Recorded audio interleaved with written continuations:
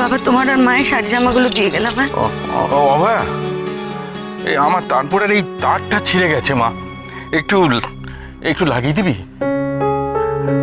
দাও। এই দেখ না এটা।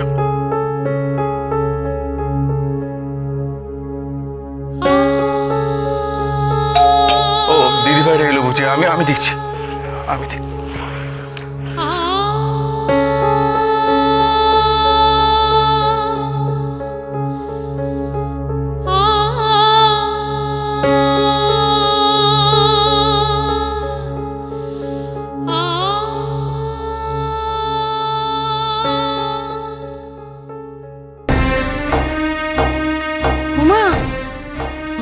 মা পেরেছি, আটকে দিয়েছি। এখন জামা কাপড় আটকোচ্ছে তো, তারপরেই বলেছি জল খাবার তৈরি করতে হবে। ঠিক করেছি না? বেশ করেছো, তবে এইভাবে মিনিটে মিনিটে খাবার দেওয়ার কোনো দরকার নেই। আর শোনো, এইভাবে কাজের মধ্যে দিয়ে সন্ধে অবধি ওকে আটকে রাখো। তারপরে আরতির সময় হলে ও নিজেই বেরোবে না, এটা আমি জানি। হ্যাঁ, সে সন্ধে অবধি এইভাবে আটকাতে হবে? কি গেরো, ঠিক আছে মা।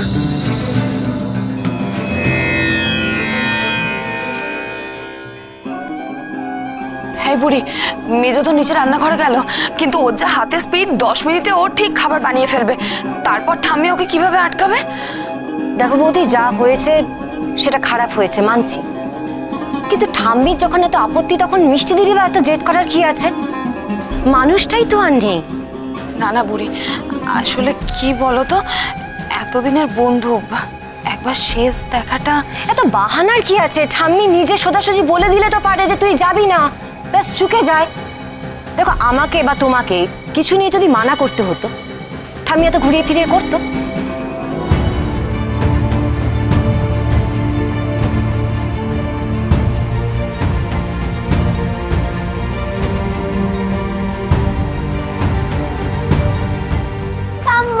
কি হয়েছে রে?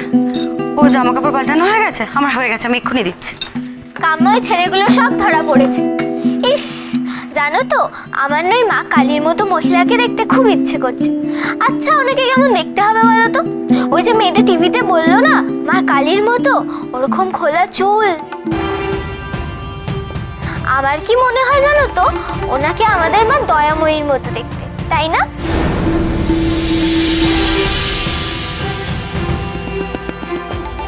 এই তো মিষ্টি, তোর তো হয়ে গেছে দেখছি।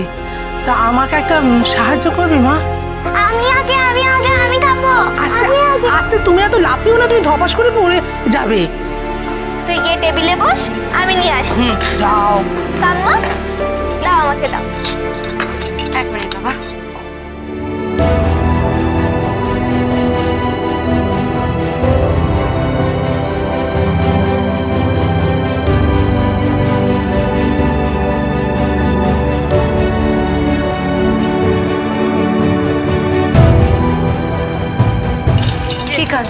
শোন না, বলছি মায়ের ঘরের ওই যে বড় ট্রাঙ্কটা না, ওটার ওই বড় তালাটা আমি কত চেষ্টা করলাম, কিছুতেই খুলতে পারছি না।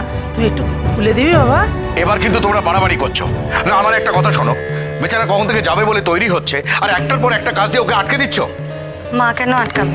এগুলো তো আমি করি বরাবর। তবে দেখ মিষ্টি, খালি আমাকে ওকে। আমি না তোমাকে একটা কথা বলি, আর কাজ করতে হবে না, অনেকে আছে। তুমি ওপরে যাও, রেডি হও, বেরিয়ে পড়ো।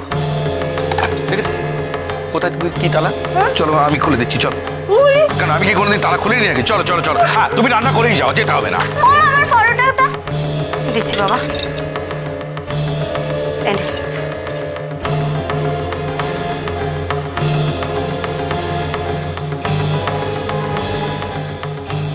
মা, তুমি কি একা একা যাবে মেধা আন্টির বাড়ি?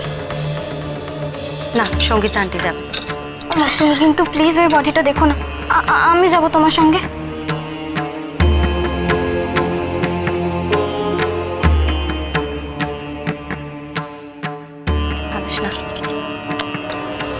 আমি ঠিক থাকবো।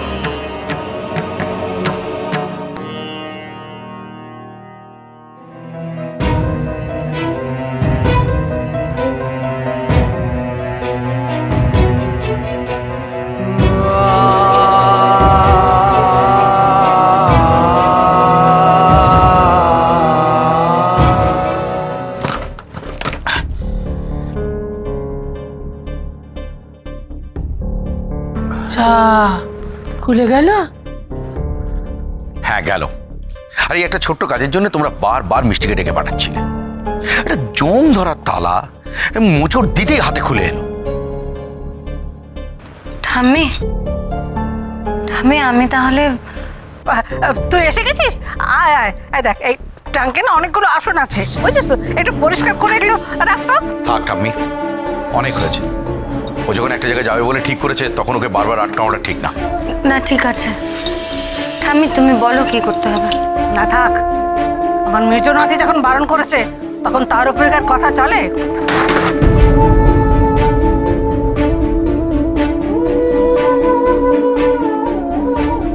ও ঠাম্মি তুমি রাগ করো না গো, বলো আমাকে কি করতে হবে, আমি সব করে দিচ্ছি।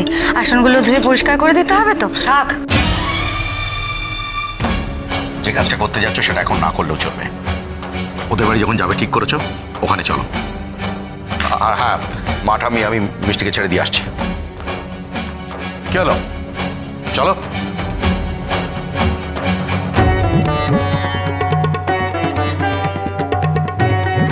ঠাম্মি আসছি।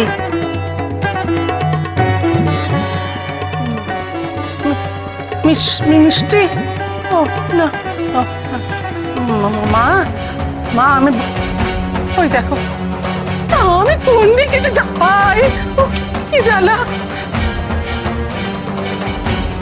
মা, মা গো দয়াময়ী, তুমি মেয়েটাকে দেখো মা, মেয়েটাকে রক্ষা করো, রক্ষা করো।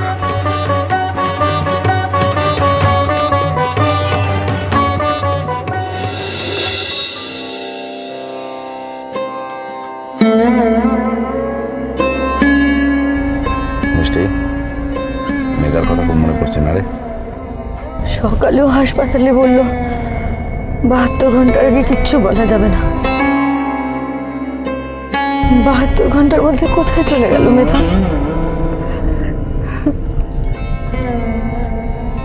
কালো এই সময় মেয়েটা বেঁচে ছিল, কত খুশি ছিল। বরের সঙ্গে বেরোবে অ্যানিভার্সারিতে, সাজছিল হচ্ছিল, আর আজ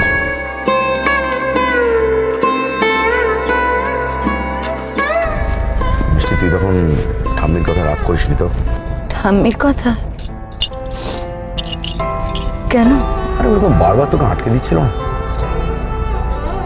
আমি কি বুঝি না ঠাম্মি আমাকে কেন আটকাচ্ছিল? ঠাম্মি যে বড্ড ভালোবাসে আমাকে, চিন্তা হচ্ছিল তাই। চিন্তা আমারও হচ্ছে, তোকে এইভাবে একা ছেড়ে দেওয়া। তুমি চিন্তা করো না, আমি ঠিক থাকবো, কিচ্ছু হবে না আমার। আমি যাই না তোর সঙ্গে? না থাক, তুমি বাড়ি যাও বলো। ঠাম্মি বড্ড রেগে আছে তো, গিয়ে শান্ত করো। মাঝে মাঝে আমার মনে হয় জানিস মিষ্টি, তোর মধ্যে না দুটো তুই আছে। একটা তুই যে সারাক্ষণ সংসারের জন্যে দৌড়ঝাঁপ করছিস, সবার খেয়াল করছিস, আমাকে ভালোবাসছিস, ঝগড়াও করছিস। আর আরেকটা তুই সকালবেলা দুঃস্বপ্ন দেখে ঘুম থেকে উঠে সারাদিন আনমনা, পাশে আছিস কিন্তু কাছে নেই, মানে দূরে কোথাও। না গো, কাছে আছি।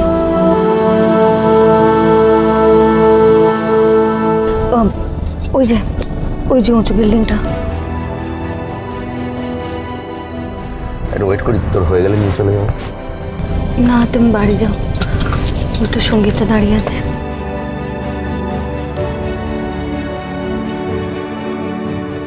বাবা, আমি তো ভাবছিলাম তুমি আসতেই পারবে না। না দেরি হয়ে গেল, একটু আটকে গেছিলাম গো। নিয়ে এসছে? হ্যাঁ, ওকে ওদের কমিউনিটি হলে রেখেছে। তুমি দেখলে পুরো শরীরটাই কি পুড়ে গেছে? কিছু দেখা যাচ্ছে না, একটা কাপড় দিয়ে মুড়ে রেখেছে ওকে। চলো।